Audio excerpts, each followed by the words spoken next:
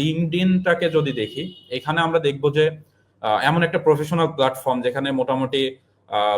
Industrial লেভেলের সমস্ত মানুষজন এটা ব্যবহার করতেছে, তারা তাদের নলেজ শেয়ার করতেছে যে তারা কিভাবে গ্রো করতেছে, তারা যদি কোনো প্রবলেমে পড়ে সেই প্রবলেমটার ইমিডিয়েট সলিউশন তারা কিভাবে পাইছে। তো এই বিষয়গুলো যখন তারা হচ্ছে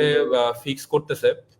এবং লিঙ্কডইনে শেয়ার করতেছে, সো আমি যখন তাদের সাথে কানেক্টেড হচ্ছি বা তাদেরকে ফলো করতেছি,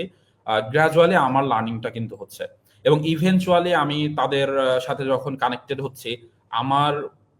এই যে প্রফেশনাল যে নেটওয়ার্কিংটা এক্সপ্যান্ড হলো, সেটা আমার পরবর্তীতে আমার ক্যারিয়ারে কিন্তু বেনিফিশিয়াল হচ্ছে। কারণ আলটিমেটলি আমাকে কিন্তু